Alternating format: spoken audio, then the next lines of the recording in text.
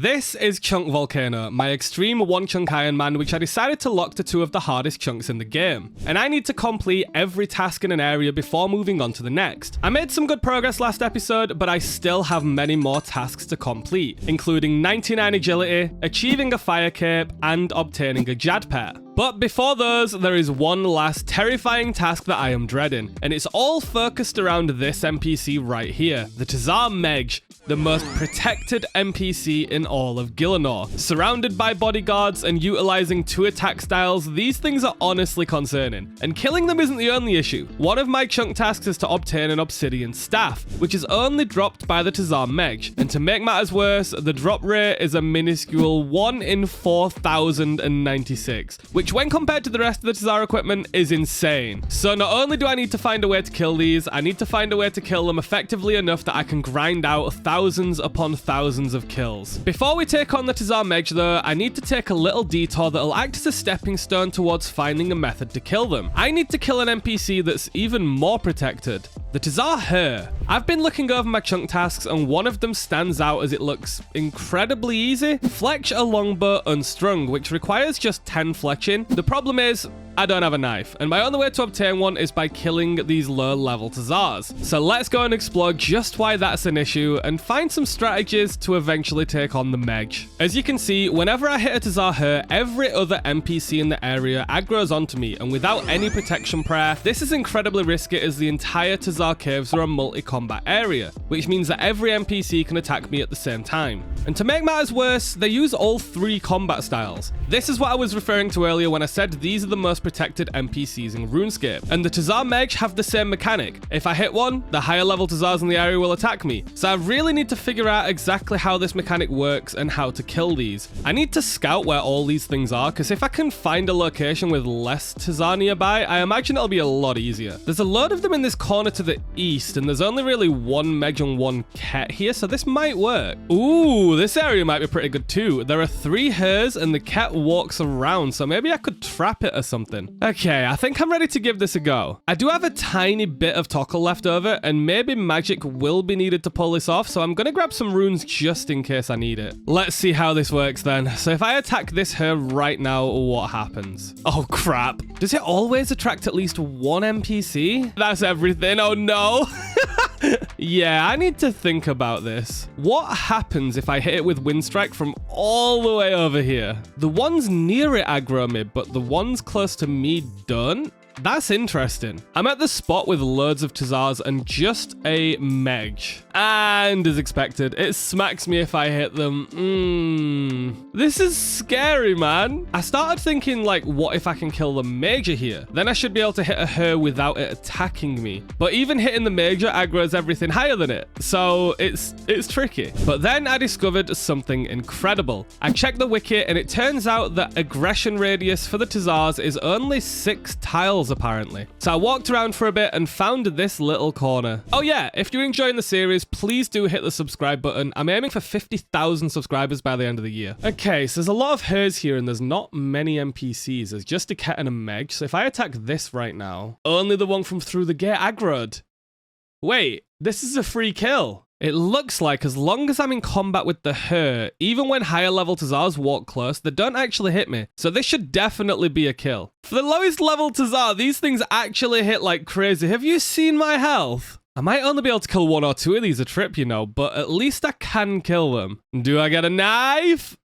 Tellacon. And while it wasn't perfect, I did find a way to kill a Her, meaning this 10 fletching task I thought was going to be hell has a pretty simple solution. I'm going to need a lot of food, aren't I? The best thing about these chunks has to be that I can just teleport back to the Tazar City every 20 minutes. Saves a lot of walking time. Even aggroing a Ket like this means I can safe spot this Her, so it doesn't have to deal any damage to me. I've got 120 runes, so I can actually use a few casts to get some kills without any damage being taken. As long as I pay pay attention to the 6-tile gap and make sure I'm not aggroing any mages or rangers, this is a really good solution. Well, I thought it was a good solution, but it turns out Tazar here have twice the magic level of both the Zeals and Kets. So I was incredibly inaccurate and only really had the runes for a single kill with this method. Now remember, this knife is a sub-goal for testing the bodyguard mechanics. The real goal is still finding a way to kill the Meg for their 1 in 4096 obsidian staff drop. And while I was killing the hers, something really weird happened. Why is it not hitting me? What? Why is it not hitting me? Now, I don't know what happened here, but I think because I got it to melee me before it hit me, it's still locked into its melee phase until it hits. So I don't think it can cast magic on me until I stand next to it. So this was a really cool opportunity. I could flinch this Tazar on this rock without the mage being able to hit me at all. So I didn't have to use runes or food. I don't know if I'm going to be able to replicate this, but if I can, this is an incredible discovery. Oh, there's the knife. I am so excited. It only took 5 kills. I am so happy. I've got a knife. I can go and sign off this task that's been sitting there since the account was started. Let's go do some woodcutting. The only trees that I have access to are these dead trees at the top of the volcano. But this is absolutely fine because we need regular logs anyway. With this steel axe that I got from Lesser Demons, I am cutting these pretty fast. I forgot how fast woodcutting was to train early on. I've got 2 levels already, nearly 3. And there's a full inventory, so we can now use the knife on the log, and we get this lovely menu for the first time. The highest level thing I can do in this chunk is make this longbow, which requires level 10 fletching. To do that, I've just got to make arrow shafts to level 5, smash some short bows in, and eventually be able to make that lovely longbow. 10 woodcutting, the first non-combat skill other than agility to hit level 10. I'm really locked out of a lot of skills here, aren't I? I always forget how slow early fletching is. An inventory of logs is like 7 woodcutting. An inventory of logs fletched is 2. And that's 15 woodcutting, meaning I can now cut oak trees. I don't even think there are any oak trees on Karamja, so we might be waiting a long time till I get a tree upgrade. And there's 5 fletching, meaning I can now make short bows. But as you can see when I make them, it's the exact same XP as arrow shafts, so honestly I'm going to have much more use out of these in the long run. So I'm going to make arrow shafts all the way up to level 10. I've just got a beginner clue nest from a tree. Now, this is kind of irritating because when you open this up, you actually don't get a bird's nest, and I cannot do any beginner clue step. In both of my chunks, there is not one beginner or easy clue, and it would have been a really, really good way to get a staff, so that is unfortunate. This 9 fletchings took longer than 55 magic, I swear. And there we go, the level of the easiest chunk task I have left, and now all I've got to do is cut 1 more log, smash it into a longbow, and there we go. Chunk task completed. Now, as I said earlier, my main goal is to figure out a way to take on these Tazar Meg effectively, and the her were the perfect testing, but that doesn't mean I can use the same methods here. Not only do the Meg have bodyguards like the her, but they also use 2 attack styles, and one of them hits over the safe spots, meaning they're also likely not flinchable or safe spottable. However, due to the her testing, I have a good starting method. I know that I only get aggroed by NPCs within 6 tiles, and then I've got the weird Meg bug where it got locked into using melee to try and replicate. So I've got a few options. The first thing I want to test is if it is actually a 6-tile radius on these 2. Yep, looks like it is. Okay, so I should be able to attack this without anything else joining in, because these 2 cats aren't actually monsters, they're just NPCs that you can talk to, so it should be fine. The problem that I've got is that even though I can tag it, I can't really kill it. It's just slaughtering me with magic. But this was progress, so step 1 of killing Tazar Meg is complete, which is finding one segregated enough that nothing else joins the fight. But how do I kill them? Well, there's always the weird interaction earlier where it got locked into melee. Maybe I could hit it and safe spot it this way. I know that I attacked her to do it. I wonder if that's the only way. So if I hit this and then instantly hide, that's still maging me. If I get it to melee me first, which it might not do.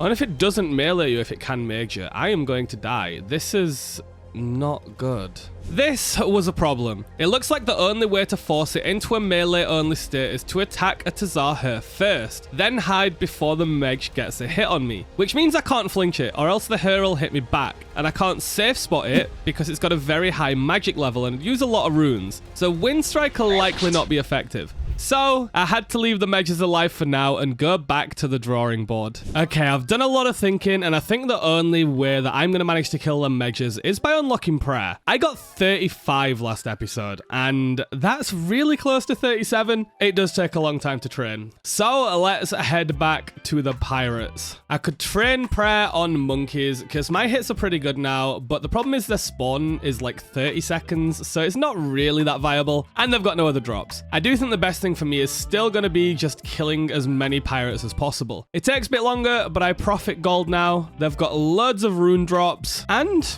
it's just nice and fun. Ooh, a maze random. I couldn't stay here for long, but I did loot some chests for a little bit and got some lovely loot. These alch for 336 GP apparently. I get the nature and fire runes from here anyway, so yoink. I can't believe how much I've been struggling for GP on this account, and High Alchemy is just the true savior. And that's 200,000 strength XP bang on. We might even hit 60 strength here. In fact, I think hitting 60 strength is probably going to be a good goal, because that means I can wield the Obsidian Maul, the Tazar on. So if I can get myself one of these, it's the best flinching weapon I've got because it's slow, but also even in a straight up fight, it just far outclasses Mithril. So I think getting 60 here is going to be the goal. And that leaves us with the next two steps of our ultimate Tazar Mega Annihilation plan. Step 2, get 37 prayer for protect from magic, and step 3, obtain a better weapon. This burn is probably the biggest prayer level on the account so far. Protect from magic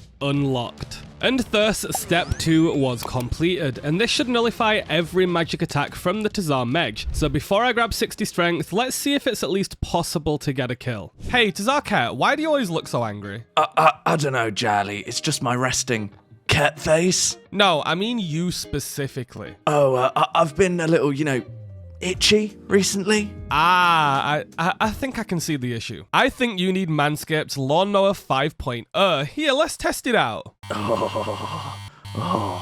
There we go. Do you feel better now? It didn't even cut my stone. That's because today's video sponsor Manscaped takes grooming to a whole new level with their skin-safe blade heads, meaning it should leave your stone nice and shiny. Their upgraded trimmer blades feature longer, wider, and rounded teeth that are designed to cut through hair with ease, yet be incredibly gentle on the skin. And the foil blade is designed to take all of that hair right off for an irresistibly smooth shave. That's not all though, as the Performance Package 5.0 Ultra not only includes the Lawnmower 5.0, but also the Weed Whacker 2.0. A waterproof, cordless, and rechargeable ear and nose trimmer, once again with skin-safe technology. The package also comes with a crop soother, an aftershave that pampers your delicate areas by giving them essential moisture and relief after a shave, and the crop preserver, a deodorant to give your bad boys a lovely little smell afterwards. The Performance Package 5.0 Ultra also includes 2 free gifts, a comfortable pair of boxers, the Boxers 2.0, and the Shed 2.0, a place to keep all of your grooming gear ready to roll. So head over to manscaped.com and grab the Performance Package 5.0 Ultra and use my promo code Tellacon for 20% off, 2 free gifts and free international shipping. That's 20% off, 2 free gifts and international shipping by using my promo code Tellacon. Thanks to Manscaped for sponsoring today's video. I'm obviously going to attack the isolated one as soon as this cat moves away, so let's just wait a little bit and this should be good. Well, the good news is it looks like they're killable as long as I keep the prayer flicks up. This is really good. Ooh, it does melee though. I'm sure that just melee slapped me. It was a different animation. If that's the case, I will still end up using food here. That's not good. I don't know it's max hit, but I am not risking it. It's just meleeing me now. I can't do it. I can't do it. Oh my god, that is so close. I've grabbed some food and I'm just gonna go and finish this off. And there we go. Oh, could you imagine? Could you imagine if that was the one in 4096? These are still incredibly hard to kill and I'm not sure what to do. This would be the perfect time to be able to use range if I could have access to it, because I could just stand behind a vent and just flick prayer magic or do the safe spot strategy. But it's not really possible. So with Protect from Magic unlocked, I finally got a kill and could kill the Medges. It just took a while and took a lot of food. I had one plan left though, which was magic. I said earlier that the Tazar Medge had the highest magic level, which is true, but if I could safe spot it, maybe it'd be worth the rune cost. So I went back and locked the Tazar into melee, then tried hitting it with magic. At first I thought it was working, but then it started firing magic back at me.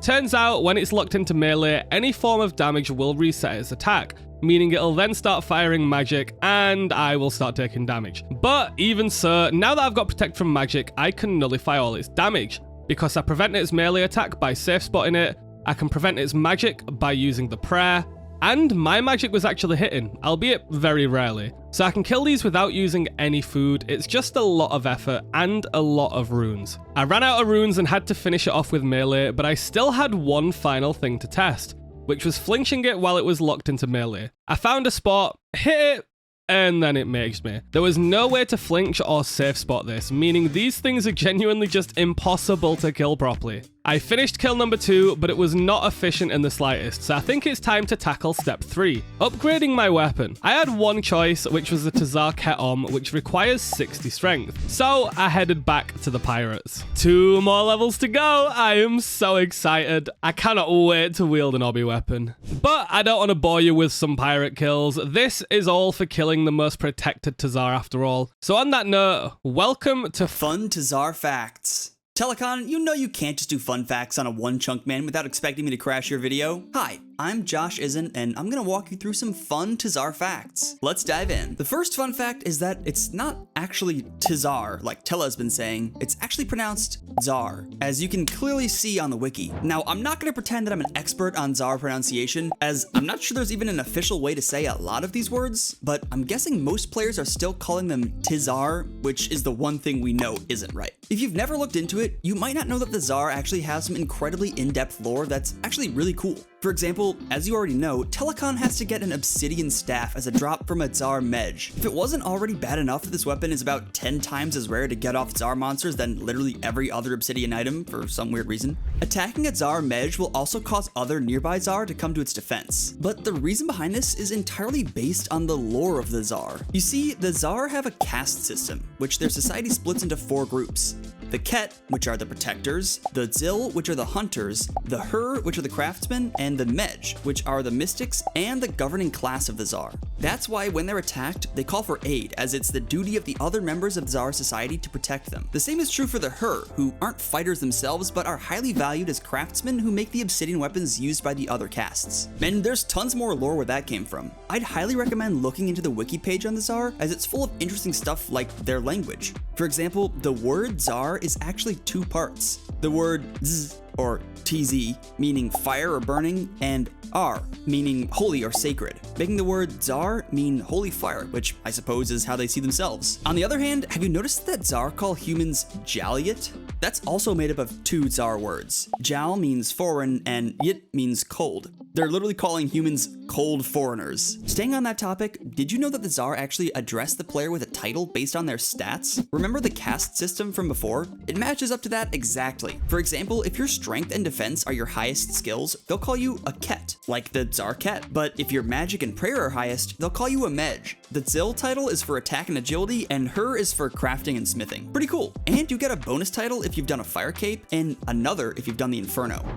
Tella, how much time do I have left? I just hit 59, so you've probably got time for one more. Okay, last one. You know how Tella has to gather tons of tackle? Well, do you know what tackle is made out of? If you said obsidian, you'd be partially right. Pretty much everything in Zar society is made of obsidian, including the Zar themselves. When they get old, they eventually die, cooling down and becoming the statues you can see around the city. But what do they do with all those statues? That's right, they break them down and turn them into tackle. So when you're selling 50,000 chaos runes for a huge stack of tackle, just know that you're stuffing the corpses of ancient Zar into your pockets. There you go. Thought I'd end it on a high note. You take it from here, Tella. And after a few hours, there is 60 strength. I am so excited. I can now wield the Tazar Ketom, but there's just one problem. I've not got one. There are two methods for me to obtain an obsidian maul. Buy one for 75,000 tockle, or obtain one as a drop from a Tazar Ket at a drop rate of 1 in 512. For both of these methods though, I need tockle, whether it be to buy the maul outright or to buy the runes to kill Kets for one. But to get tockle, I need people. And there aren't any around right now, so let's go and work on 99 agility while I wait. And after 3 hours, there is level 70. It's a shame there's no more chunk tasks here at all outside of 99 agility for the cape, but hey, just 29 more levels to go.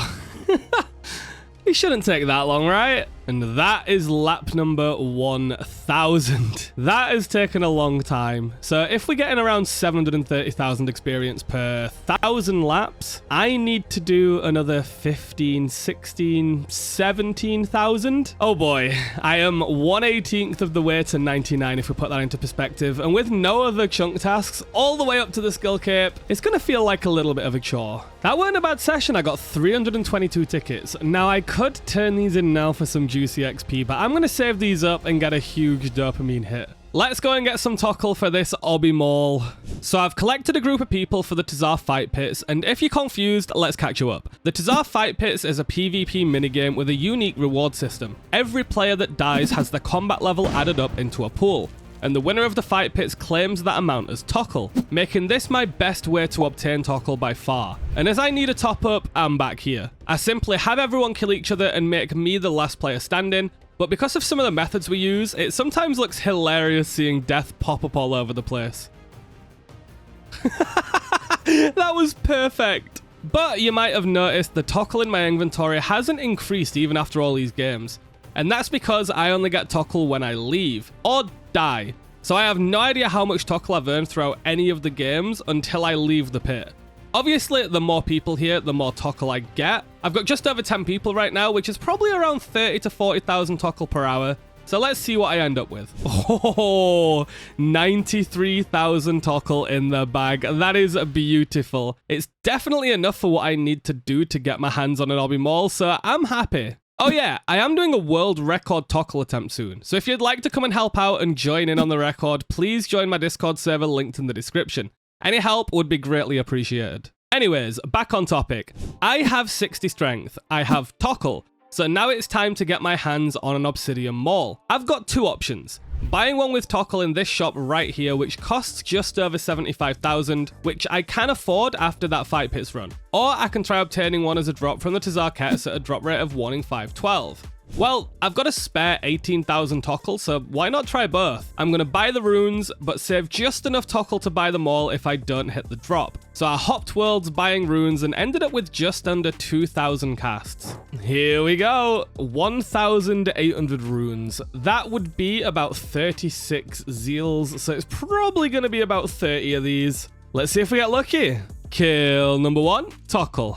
Well, it's something. I only used 60 runes for that kill, so it's not too bad. No! I got excited then. Oh, I saw a drop with text. The zeals don't drop these, so it was just totally off my radar. God damn it. Oh, and again! I just want to drop. I'm well over 300 Tazar deep now.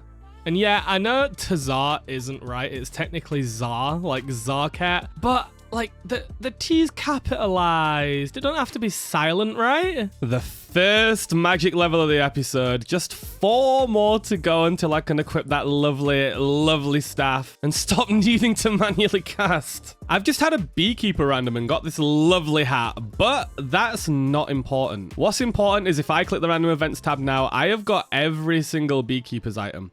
I think that means I get flax from the random now, but I do not have a spinning wheel anywhere, so I can't get bowstring still without lamping hunter. But hey, first random event outfit completed. What's with all the randoms? Okay, I'll help you kill your pheasant, that it really doesn't matter what I kill. Okay, that actually looks really cool. I look like a baller. Oh, I got really excited then. I saw 2, that's the first time I have ever got 2 drops from a Tazar. The first time. And this is definitely going to be the last kill. And we did not hit any item once again. I have not had any good look at these SARs ever. Oh my god. Well, it's time for a huge moment on the account. I have 60 strength. I've got just enough Tockle to buy them all, and that is exactly what I'm gonna do. 75,001 Tockle. This should be worth it, right? Yeah, it's a waste of Tockle, as I have to get one for the collection log anyways, but I can't express how cool this is gonna be to use. Not to mention all the nostalgia this weapon brings. Oh, and equipping it covers a strength chunk task of equipping an item at level 60 strength. I've not completed many chunk tasks this episode, but this one feels special. Look at this beast of a weapon. Not only is this Obby Maul nostalgic and looks like a great weapon, but it is one. Sure, in a straight up fight, it's not the greatest because it has a 7-tick attack speed, almost twice that of traditional weapons like scimitars, but what it lacks in speed, it makes up for in power. And its hits should be massive. Being slow does have its perks though. I've shown off flinching multiple times already in this series, but slow, hard-hitting weapons actually excel at flinching, as they attack just as fast as any other weapon while hitting a lot more. The Zeal is safe spotted. Let's see what this Maul can hit. 15! And that wasn't a max hit. Oh my god. Okay, I think this is going to be super helpful. And it wasn't just the hits, the accuracy was insane too. A 16 isn't a max hit. What can this thing hit?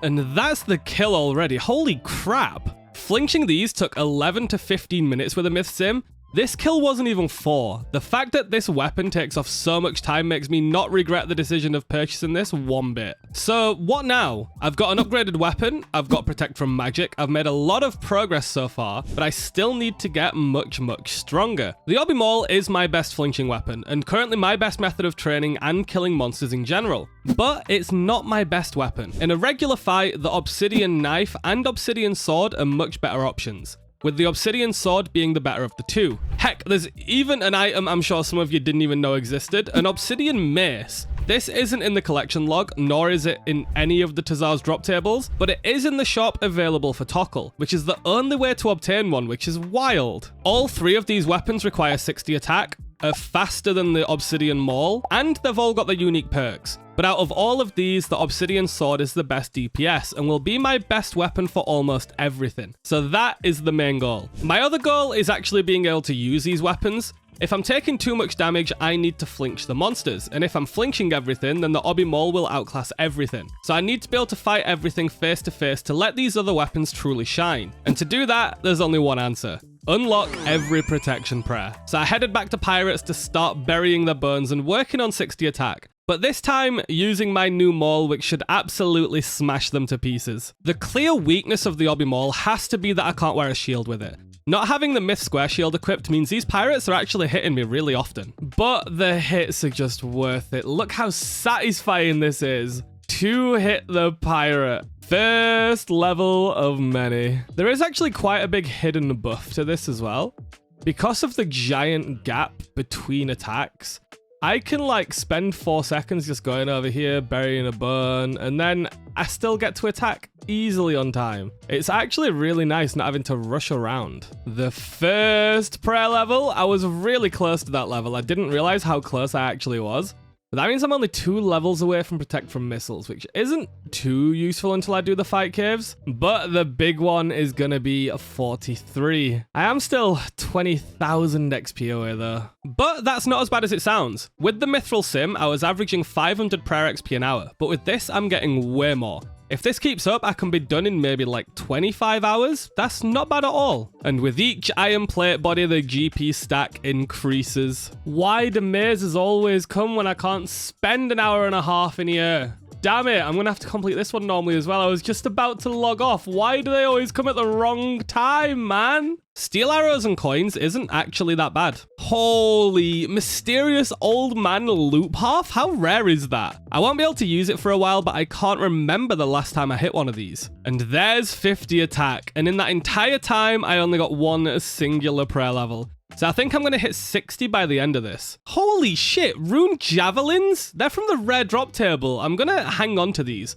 What's with all the rare drops today? And this is a big level for the account. 40 prayer, unlocking Protect from missiles. Now, it won't be too useful for killing general mobs, but in the fight caves, having access to this is going to be crucial. 3 levels to go until we can protect from every style. Now that I've got some prayer levels here, I wanted to test something out. I've killed many lesser demons on this account, but I've never really been able to kill them properly with melee due to the high defense and high regeneration. So now that I'm a lot stronger, I wanted to try flinching these once again. And there's a good reason for it. Not only do they drop ashes that scatter for 25 experience, the equivalent of 6 pirates, but they still hold 2 of my best armor pieces until I complete the fight caves, the Mithril Chain Body and the Rune Medalm. Each of these are a 1 in 128 drop rate, so getting 60 attack and 43 prayer here should get me a lovely little upgrade. Okay, this is a totally different experience. All the hits are hitting. This is literally 30 seconds of health. Look at this. They just die. I quite enjoy this. These are some nice, big, consistent hits, look. These kills have gone from 30 minutes to about a minute if they keep up like this. That is insane. These kills are so incredibly consistent now, it is insane. This is the best flinching weapon. It's gonna be the best flinching weapon I have for the entire account, probably. It is wild. And there's 57 attack, just 3 more to go. Unironically, because of the higher health pool and overhitting on pirates all the time, this might be better prayer XP per hour than pirates. So I'm going to bury all these and reset the prayer counter, and I'm going to see if that holds true. So we're at 715 XP an hour at pirates. Let's reset all this. More rune javelins? Well, I don't need that anymore, do I?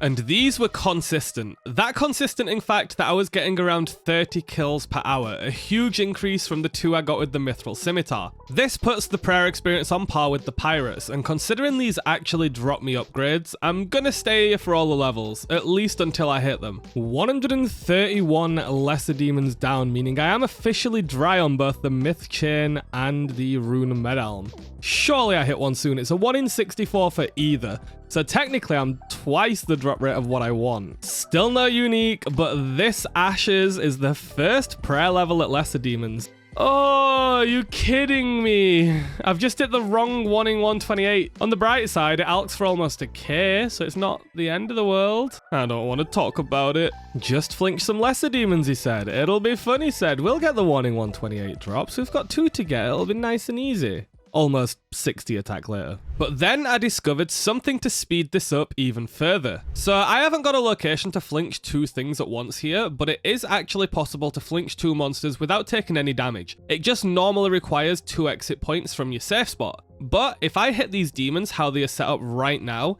I can actually flinch both without taking damage from either, which will speed up my kills a lot as I don't have to wait 10 ticks for each attack. I'm not sure how consistently I can get it set up though. Honestly, such a good method, assuming that I can kill this before the loot despawns and I don't take any damage. It's actually really hard to consistently set up, because I tried tagging another one and it's actually stood behind it. So if I try hitting this right now, it's a little bit weird. And now I've ruined it entirely, god damn it. But you've got to like attack it as it's inside of it. It's so strange. Are you kidding me?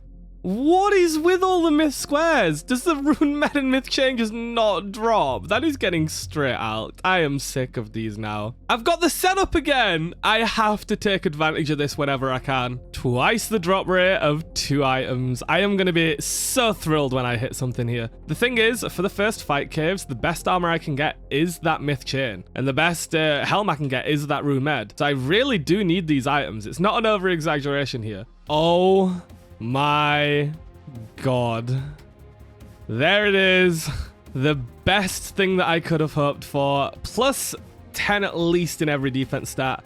And I look a lot worse for it. But it is worth it. And there is a huge level 60 attack. I can now wield the obsidian weaponry, which actually doesn't appear on here because there's just that much you unlock. I'm not going to get an obby sword now because I need Tockle for it. But if I unlocked 43 prayer first, I can use protect from melee to go and get one as a drop. Hopefully. with my luck so far, maybe not. Oh my god, another one? I mean, that is a lot of money. That is an 11k alk. I'm actually going to alk that right now. Beautiful. More than half of the way to an agility cape. That is wild. And there is level 42. One more level to go for the protect from melee. I am so excited. We can do so much with it. What is going on? I go that dry and then I just hit like 700 of them. Where is the myth chain? I am 337 kills deep now. And somehow I'm back above drop rate on rune medalms. It is so weird. Doing this is still so fun. This is good though. This is good. I don't mind getting these because look at the cash stack. One more rune med and I have got 100,000 GP. I'm nearly 62 strength as well, which is wild. I have now killed 429 of these. Oh, and I was close to 60 hit points. That is awesome. Almost 70 combat. Oh my fucking god. Oh my god, finally. 469 kills later, I've got the mithril chain body. Holy crap, just before I leave here as well. I've got literally like 54 lesser demons left. I am so happy. And believe it or not, this is essentially my fight caves gear when I actually get around to it. I think I need a few more levels first though. That's lesser demons completed though, oh my god. And that's the 100,000 GP cash stack. These lesser demons just pump out gold. I can buy an agility cape or cover all of the Karamja ones I'll need in the fight caves. So to say I was struggling with GP before, now I feel like a baller.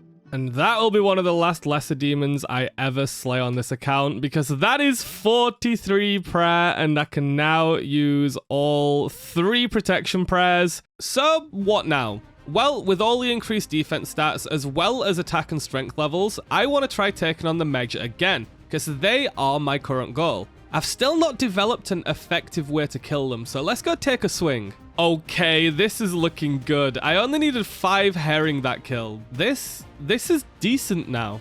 Don't get me wrong, it's going to take a long time to get 4,096 kills to hit the drop rate here. Especially because I have to just camp this one Zarmeg, because all the other ones are surrounded by cats, and I do not want to deal with that. So I'm going to have to wait for the respawn or hop. So this is going to be a long grind. Oh shit, even that one just got me. It's tricky, it's honestly tricky, but at least I think I've solved it. So now there was only really one more upgrade to get. The obsidian sword that I spoke about earlier. This thing should slap, but I'm out of tockle. So I'm going to kill Zeals for a while now that they use effectively 0 supplies. They've got no rune costs to worry about and no food to worry about. And they're also fast kills now. This maul is so good, but the sword will be better. So let's test out my luck. The fact that I can kill these without taking any damage now and without safe spotting is incredible. Remember, I'm about 300 zeal dry already, and the drop rate for any item is just about 1 in 128. Oh yeah, someone suggested this new monster monitor RuneLite plugin, and it actually tracks the Zar properly. So if we take a look at the kills here, I've actually killed over 300 of these, but it only shows 140 because when they drop nothing, it actually doesn't display anything on the tracker at all. But this monster monitor actually tracks it properly. So while I can't get the first 300 kills back, I can now track all of the zeals that I kill in the future. So I should actually have a fairly accurate number, which is going to be awesome. I love that it doesn't feel like a waste killing these anymore because I don't need prayer. But we were at 4 zeal, that one dropped nothing, and the monster monitor shows 5. I am so excited to be able to track them properly, genuinely. It was a giant pet peeve that I had with this. Oh, no way! It's the right weapon too. It's actually the right weapon. Holy shit. This is exactly what I need. And I got it so quick. Look how beautiful it looks. That's 2 chunk tasks as well. 1 for obtaining it in the collection log and 1 for equipping a level 60 attack weapon. Today is a good day. And it's not just looks. Look how fast these kills are. Who'd have thought that a hard-hitting, accurate 4-tick weapon would be so good? I tried out Tazar Meges again, and I just kept hitting constant 15s every 4 ticks, which led to such a quick kill that I didn't even need to use any food. I did do a few more kills and the consistency was shining. Don't get me wrong, I did take damage, but it was that little now that it actually felt like I was making progress. And a few kills did really hurt, but it seemed like I could kill at least 10 in inventory now, which in my eyes means I've obtained an effective method of killing the Tazar Mej. So I've accomplished the goal that I laid out. So I finished the inventory and managed to actually get 13 kills with the little amount of fish that I had. All of the upgrades I've gotten these last couple of weeks were worth it. I could actually feel the impact they had on my journey, and what more could I ask for out of this amazing little point and click game? I do still need a couple more items before I can take on Jad, but I made a lot of progress this video, obtaining these levels, completing these chunk tasks, and obtaining some of the best gear I need to take on the fight caves. If you enjoyed the episode, please remember to subscribe. I have a goal of 50,000 subscribers by the end of the year, and I'll see you next time.